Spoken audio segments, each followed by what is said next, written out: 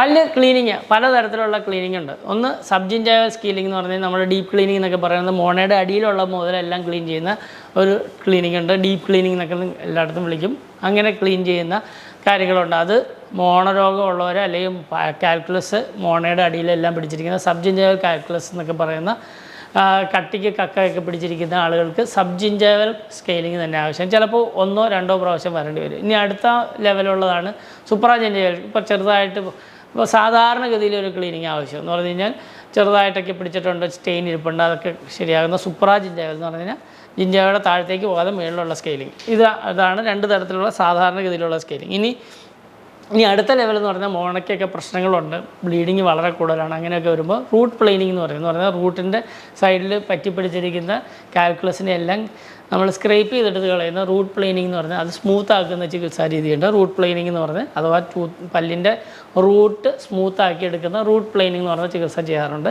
അതിൻ്റെ പേരാണ് റൂട്ട് പ്ലെയിനിങ് അല്ലെങ്കിൽ റൂട്ട് സ്മൂത്തനിങ് എന്നൊക്കെ വിളിക്കുന്ന ചികിത്സ. അപ്പം കൂടുതൽ ഈ മോണ ഇതിനകത്തോട്ട് ഒട്ടിച്ചേരാനൊക്കെ കൂടുതൽ സഹായിക്കുന്ന ചികിത്സയാണ് റൂട്ട് പ്ലെയിൻ.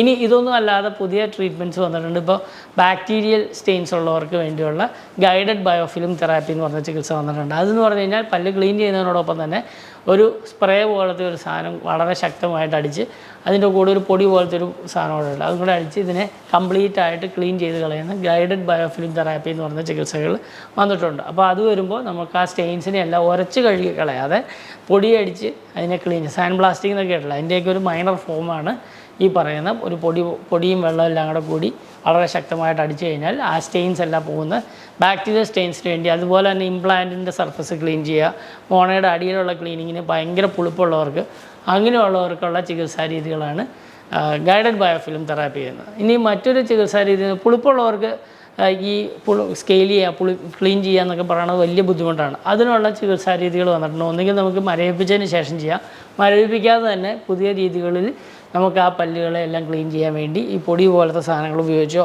അല്ലെങ്കിൽ ഹൈ ഇൻറ്റൻസിറ്റി വാട്ടർ ഫ്ലോസ് പോലത്തെ സാധനങ്ങൾ ഉപയോഗിച്ച് ക്ലീൻ ചെയ്യുന്ന ചികിത്സാ രീതികൾ വന്നിട്ടുണ്ട്. അപ്പോൾ എയർ ഫ്ലോ എന്നൊക്കെ പറഞ്ഞ പുതിയ ചികിത്സാ രീതികൾ വന്നിട്ടുണ്ട്.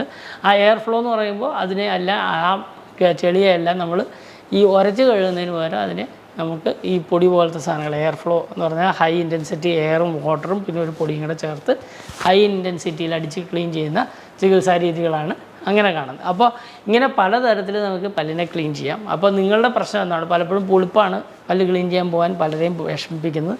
അപ്പോൾ പുളിപ്പില്ലാതെ ക്ലീൻ ചെയ്യുന്ന ചികിത്സാ രീതികൾ ഇന്ന് വന്നിട്ടുണ്ട്. അതുകൊണ്ട് പല്ല് ക്ലീൻ ചെയ്യാൻ മടി പിടിക്കരുത്. കാരണം വെച്ചാൽ പ്രശ്നങ്ങളുണ്ടെങ്കിൽ അത് കൃത്യമായിട്ട് ക്ലീൻ ചെയ്ത് മെയിൻറ്റെയിൻ ചെയ്യുന്നത് പ്രശ്നങ്ങൾ വഷളാവാതിരിക്കാൻ, മോണരോഗം വരാതിരിക്കാൻ, പല്ലിളകി പോകാതിരിക്കാനൊക്കെ സഹായിക്കും. അതുകൊണ്ട് പല്ല് ക്ലീൻ ചെയ്യാൻ മടിക്കരുത്. നല്ല പല്ല് ഡോക്ടറെ കണ്ട് നിങ്ങൾക്ക് പറ്റുന്ന ക്ലീനിങ് തിരഞ്ഞെടുത്ത് ഏറ്റവും നല്ലതായിട്ട് പല്ലിനെ വൃത്തിയായിട്ട് സൂക്ഷിക്കാൻ വളരെയധികം ആവശ്യമാണ്. പല്ല് ബ്രഷ് ചെയ്യുന്നത് മാത്രം മതിയോ എന്ന് ചോദിച്ചാൽ ബ്രഷ് ചെയ്യുന്നത് മാത്രം പോരാ. ഇന്നത്തെ കാലത്ത് ഭക്ഷണം കഴിക്കുന്നത് നമ്മൾ വളരെ കുക്ക്ഡായിട്ടുള്ള ഫുഡൊക്കെ കഴിക്കുന്നതുകൊണ്ട് തന്നെ തന്നെത്താനെയുള്ള ക്ലെൻസിങ് കുറവാണ്.